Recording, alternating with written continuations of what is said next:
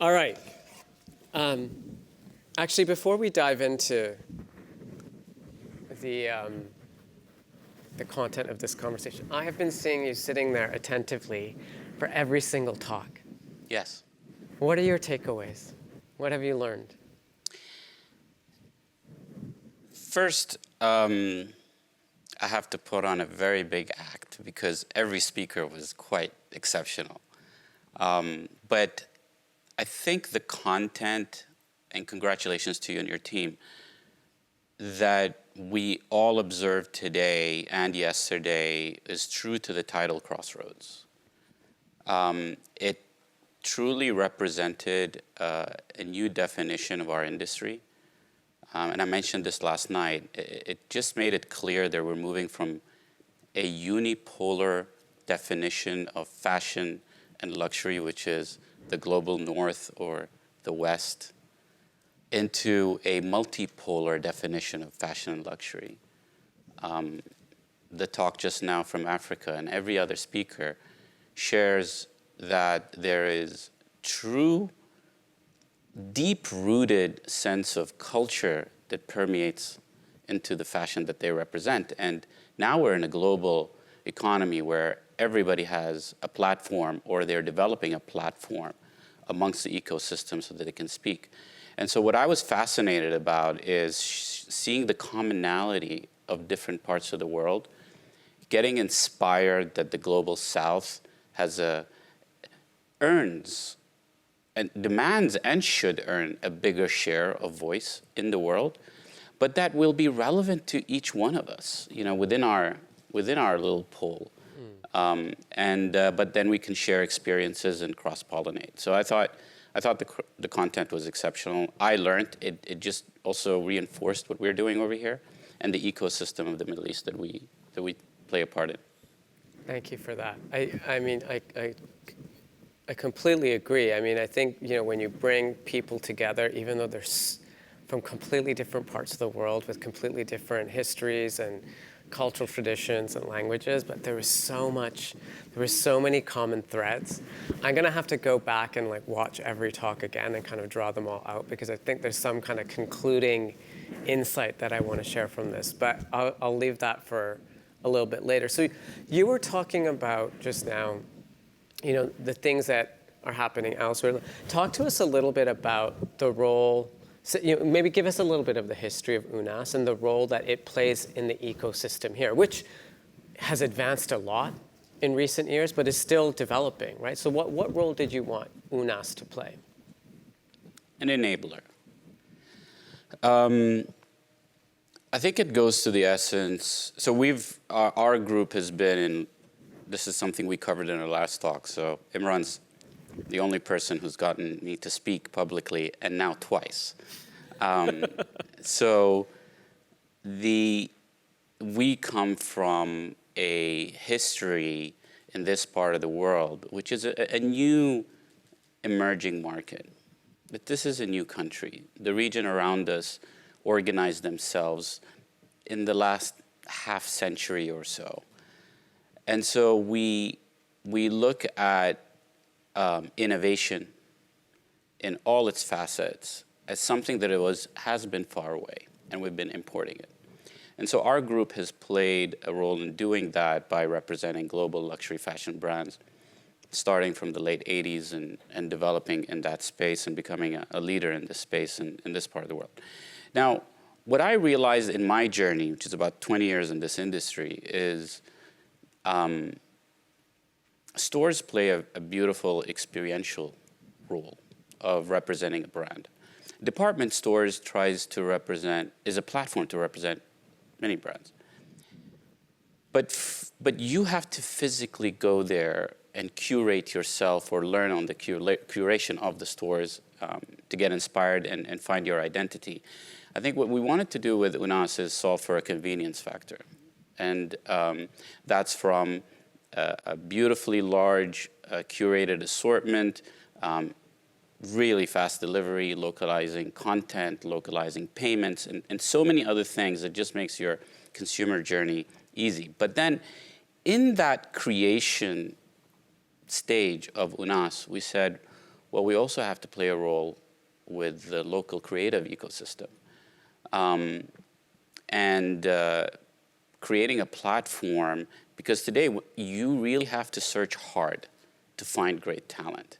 And they don't have many possibilities to represent themselves. And physical space, right physical space, is very difficult to get to and acquire. By definition, it's finite, right? It's very finite. It's very finite. I always say that there are about 7 to 10 malls at a stretch that represent the luxury fashion industry in the Gulf.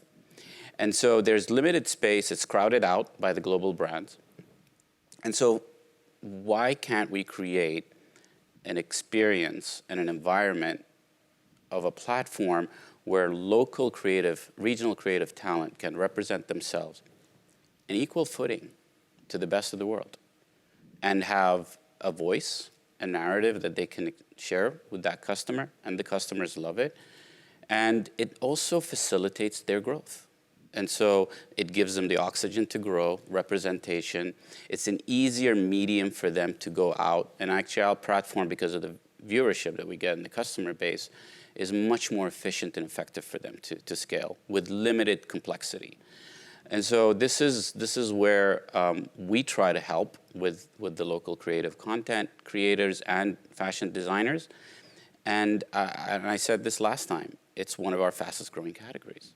It's exceptional how we see, some of their performance just continue season on season, excel and exceed global brands. It's not that you lack competition, though, right? Because, I think about some of the big e-commerce players from Europe in particular. Once upon a time it was Farfetch and They're still there. They're still there. Farfetch and Net-a-Porter and others that, I know that they pay a lot of attention to the moda operandi. They pay a lot of attention to this region just because the customer here is, as I learned earlier today, is like a very, very active customer. How do you see as like Ounass differentiating? It's like, how has Ounass, Ounass is kind of pretty indisputably the market leader in e-commerce in this part of the world in luxury. Why did Ounass succeed where maybe some of these other players couldn't figure it out?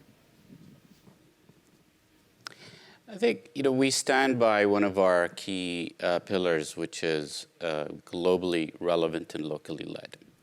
That's not just on the merchandising and the content, but how we look at our universe. First, we stayed focused on this part of the world. We're just fanatically focused, where our peers in the industry tried to acquire and retain customers from all over the world. And that's not easy. We talked about, I think, the BADA presentation, which is how do you become locally relevant? It's not easy to be locally relevant in 100 countries. Yeah. They're compelled, because their business model is global, to have a language and a tone of voice, a story that transcends everybody, is relevant for everybody. I think with Ounass, we were very clear that we are not only going to be focused on 6 countries that are the Gulf. We're going to go into a micro-level community type of communication. And so our aspiration is that what we say and what we present in Saudi is similar but different to what we do in the UAE. Tune into the micro-traditional elements of each country. And then be fanatically focused on our obsession with the customer, solve for the customer convenience. And unlike what we do share with them, though, is we're a technology-born company that is in the retail business. And now our background gives us the retail credibility, luxury credibility. But with Ounass, it's a pure through-and-through tech company. And the only people that really migrated into Ounass or a part of Ounass who are from a retail background are our merchandising team. Okay. And so we really had to think different. And that I think those forces allowed us to be successful here. One of the things that I've spent some time talking to you about and to some of your team at Ounass about is these incredible brand activations. I mean, I wouldn't even call them pop-ups because they're these quite spectacular, like immersive, just these incredible temporary activations that you do. Yeah. And I know you don't want to give away the secret sauce, and I'm not going to ask you to do that. But explain to us why this is an effective way to introduce and activate brands in this region.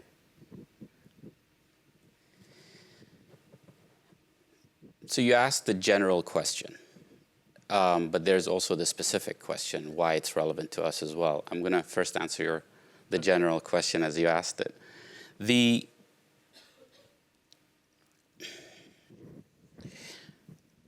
People long and yearn for unique experiences. That has been very clear post-COVID. Pop-ups and activations is a medium to do a unique experience, unique storytelling.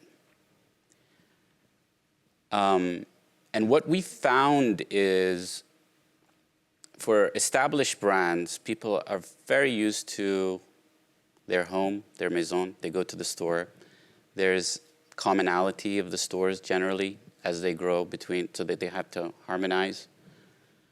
But when they do an activation, it's a different story. It's like they're throwing a party on the beach, right? They would want to have a different... Like you did for Amina, right? Party on the beach, okay. Exactly. I'll talk, if you want to talk a little bit about that, because that was a crazy project. Yeah, you should. And so that storytelling capability and that medium of creating it in an activation is really unique for a brand, and it's important for a brand. Customers also, because many of them are time-bound, there's a FOMO situation. Customers want to be part of that. And many customers also, especially in this part of the world, a cultural nuance is we're tribes. We're tribes between friends. We're tribes that associate with a narrative, with a brand. And so I would like to be associated with that. So bring that together, and people just want to be part of it. And the brands benefit because they just created a unique engagement with that customer. It's in a way trying to develop that language and relationship with them. When it comes to the pure retail science of it, you're retaining an existing customer or you're acquiring a new customer because they just get drawn into this new experience.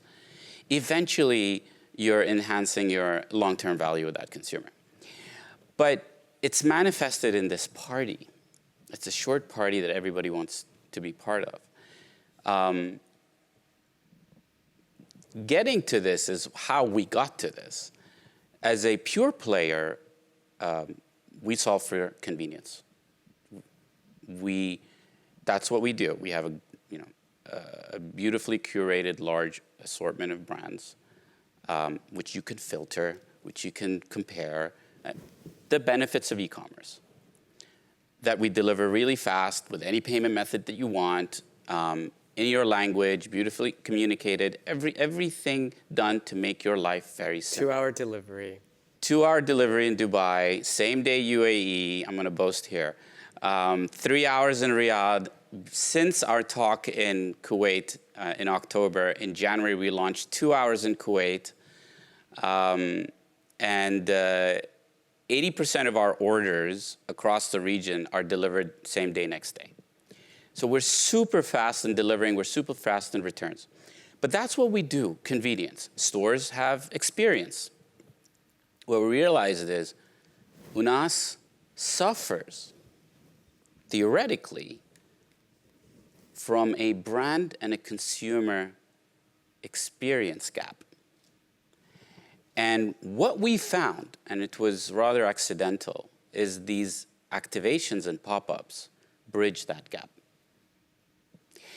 And Do you remember what the first one was? it was Skims coming out of COVID. So let's talk to us about the Skims one. So you're realizing you have this experience gap.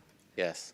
And Skims is this brand that's blowing up all over the world. Yes. And were you bringing it to the market for the first time? Yes. So we didn't realize that we had the experience gap then. We realized it post. Okay.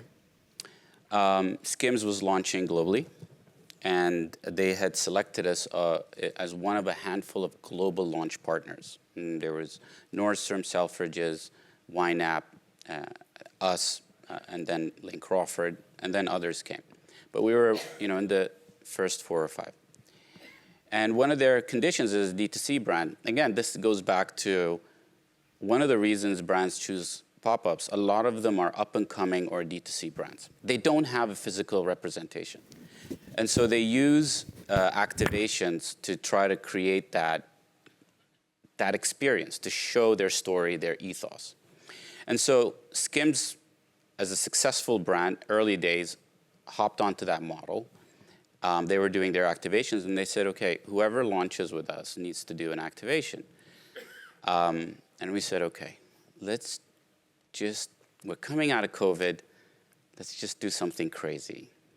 And for those of you who know Dubai, and again, go back about 4 or 5 years, one of the best artisanal burger joints in Dubai called Salt, they had a beautiful beach destination, and we took over. And we said, we're going to make this a Skims Beach Club. We had no idea what we were doing, but we created a full takeover, full-on beach club. An iconic burger joint. Yes, but we wrapped it as a Skims Beach Club. We had surfboards, we had Skims ice cream, we had, you name it. It was towels, it was everything. And the metric of success, and this is what blew us away, because how did we realize we bridged the gap? Skims told us the metric we're looking at for these pop-ups is numbers of units that we sell in the first 24 hours of the pop-up. We're humble. We're never going to compete with Nordstrom. But after Nordstrom, we were #1 in the world. Wow.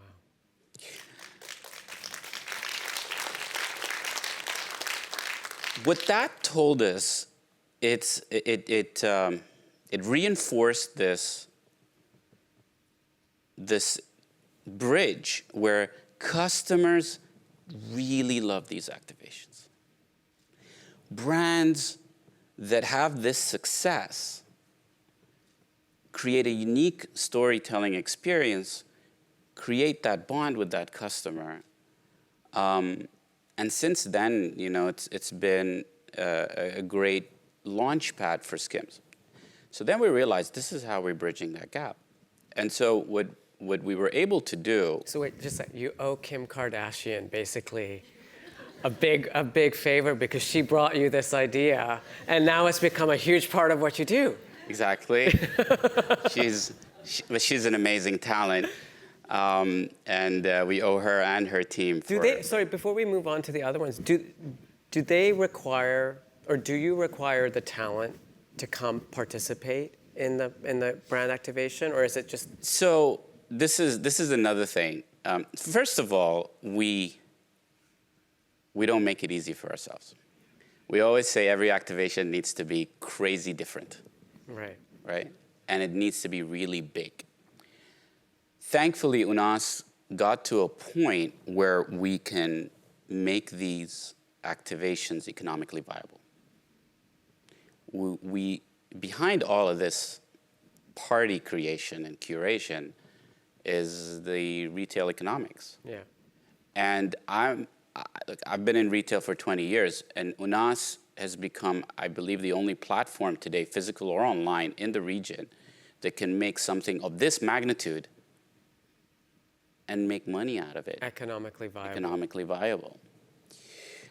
Because of the viewership that we get. And so when we work with our partners, we challenge them to say, let's do something different, let's do something new. And I would say we lead in the dialogue of pushing the boundaries, but we definitely feed off of them because we still have to represent the brand in the best way possible. And so every activation for us is a completely new canvas. That's where it gets hard because you're like, okay, what's the next idea? But that's where we love it. Yeah. That's where we love it. And I'm really humbled by working with an amazing group of talented colleagues. Sometimes they bring me into the thought process, sometimes they don't. But either way, they just deliver time and time again. That's fantastic. Okay, we're basically out of time, but before we conclude, like, where do you see things going for Ounass in the future? You know, we've come out of COVID. The world is no longer in a post-COVID surge. It's increasingly complex.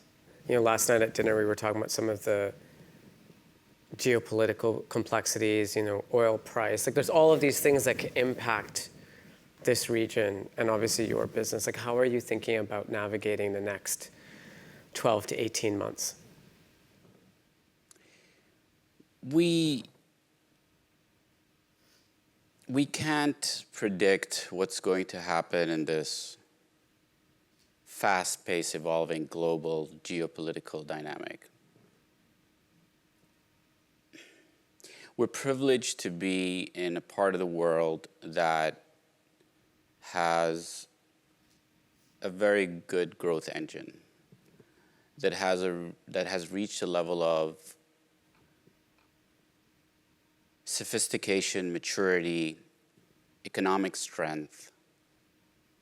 It's an important part of, and increasingly so since COVID, part of the global puzzle of luxury fashion retailing.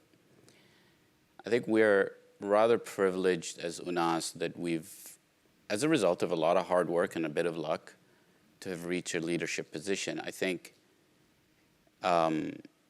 we're optimistic as creators, and I see the team as a continuously creative team that innovates. We challenge ourselves, but we're optimistic. And as I shared with you last time, we have not reached an equilibrium between the online channel sales and the offline channel sales. So the online channel sales still are growing at a multiple of what the brick and mortar retail experience is doing. And we're at the top end of that growth. And so, because we worked hard for it, and we're going to continue to do so. And so our focus is to keep our blinkers on, stay focused on the Gulf, continue to solve for an amazing customer experience, really do amazing work with our brand partners, let them win, let them set their brands up in the right way, create a great platform for the regional talent. As long as we stay true to these foundational elements, I think we're good. And throw great beach parties. Amazing beach parties. Amazing. By the way, that thing. Yeah, tell us the thing Oh my about God. that thing. So we worked with an amazing creative team from Crosby Studios and Amina Wadi's team and herself. And we said, what if we put a shop on the beach for a month? And what time of year was it? Was it hot out? It was around December, late November, okay, December. So not too hot, but still hot. Yeah. It's not supposed to be. That looks like it could, like... It's just something out of space. It looks like it could become a greenhouse, actually, like if it's sitting in the sun. But that stayed there. And by the way, this is not like a luxury destination. This is a public beach. This is a famous public beach. In Dubai, it's called Kite Beach. And we just dropped this space capsule in the middle of the beach. It's fantastic. And so what we're trying to do is also bring these luxurious activations to a very democratic environment. Yeah. And that's one of the creative outcomes of this one. And we loved it. It stayed there for a month. As a pure player, we had to man it. So everything is in. Is it in storage somewhere, or did you have to dismantle? No. We thought we could transport it to another country, but it didn't. The engineering didn't. It wasn't made for that. It wasn't made. We didn't design it to be able to dismantle and move. Right. So when we took it apart, we couldn't put it together again. Okay. Well, I'm so grateful, Khalid, for your support. And just, he's been a real thought partner for me in kind of thinking through this event. So it's been fantastic getting to know you this past year. And thank you, as always, for your insights and your humility and your inspiring words. Imran, it's an honor to be part of a great set of creative, amazing talent, to be part of your journey. And keep on inspiring us. And give me a break before the next one. I always force him to do interviews.